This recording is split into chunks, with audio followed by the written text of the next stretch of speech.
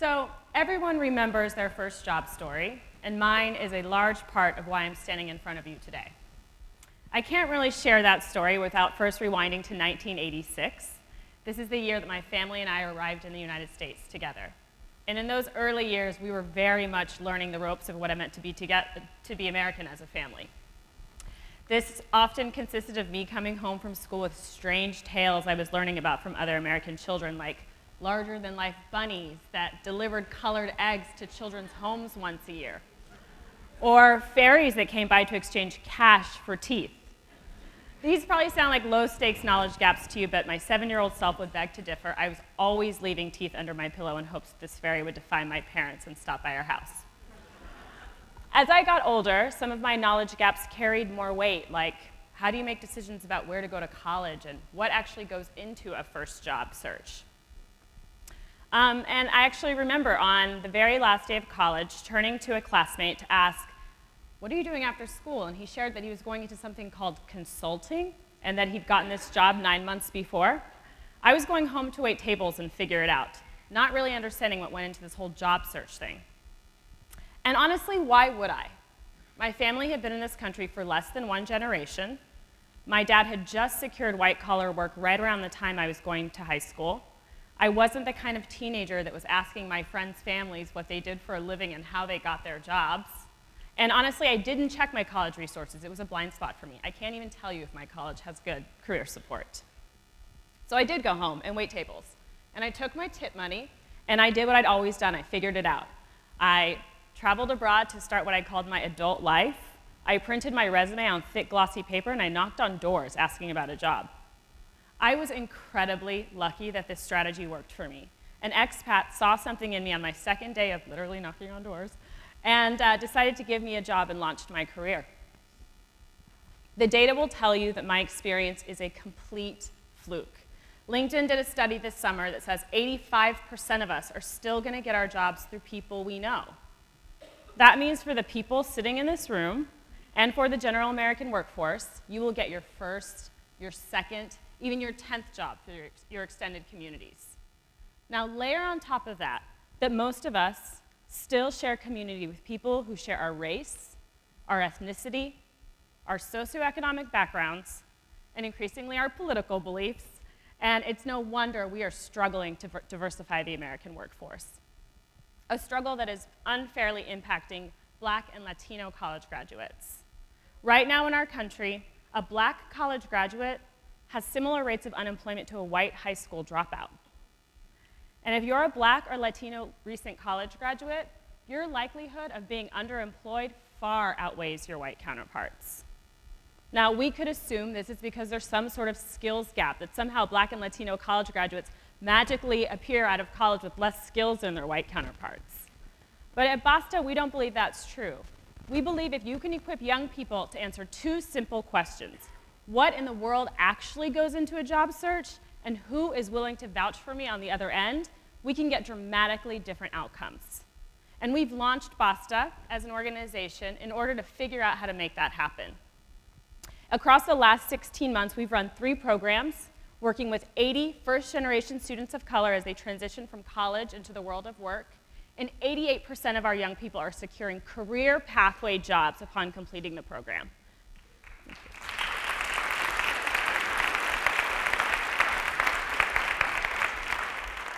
They are defying the odds that we shared with you earlier.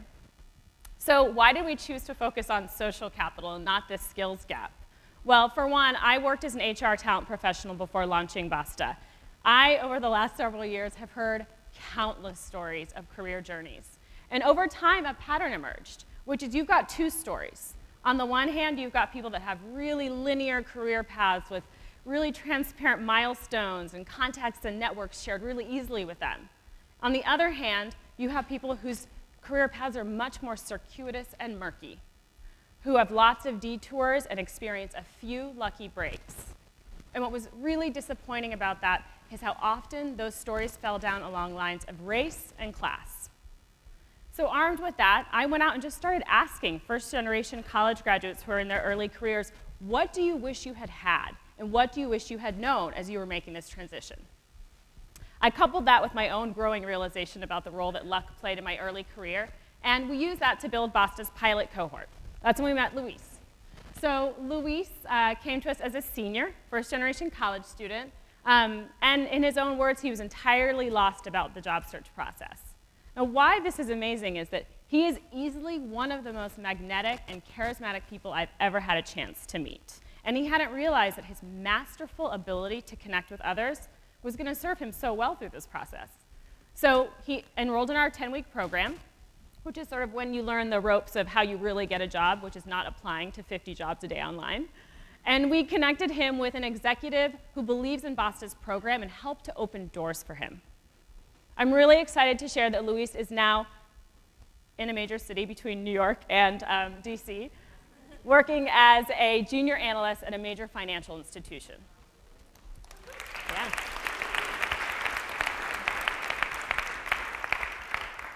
When we asked Luis, what is the key learning you're taking into your career, he had 3 simple words for us: relationships are key.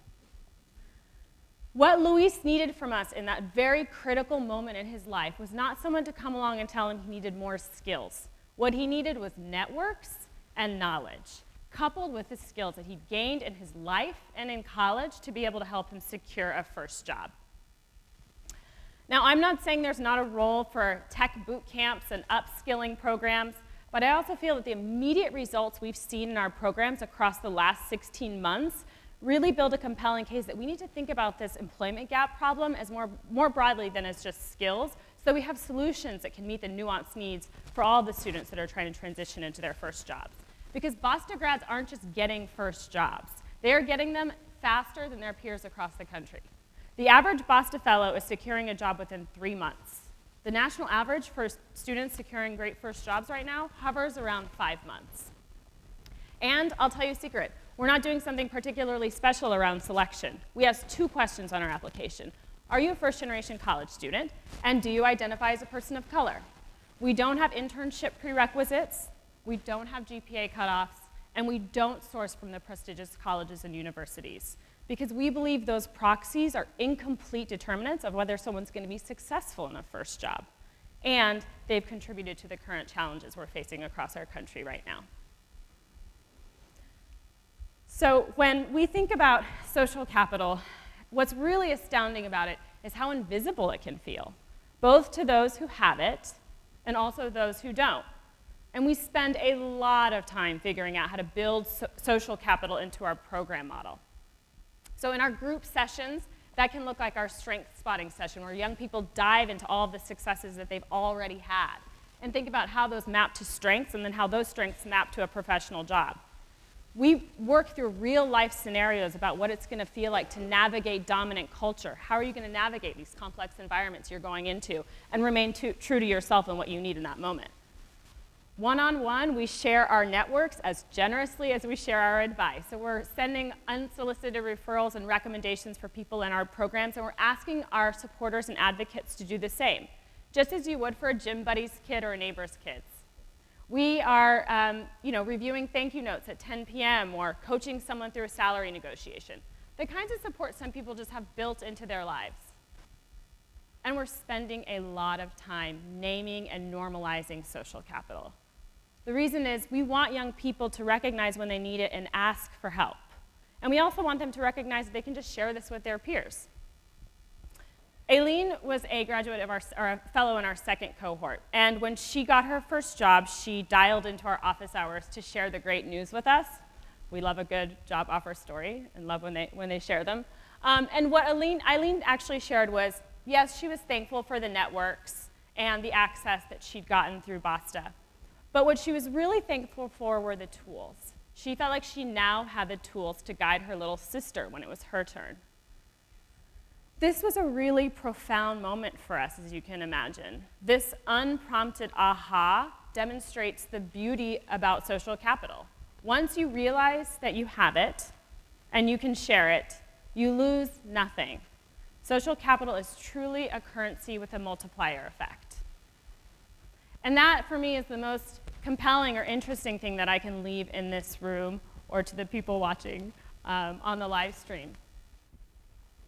Each one of us has a role to play in this. It's just if you decide if you want to use your role or not, and you don't have to wait for someone to come knock on your door. It's about getting curious, going out and learning the stories of young people you may not have interacted with otherwise, learning their incredible stories, sharing your relevant advice when it's necessary, but then ultimately either being or making a connection that can be life-altering and change someone's career trajectory. Thank you.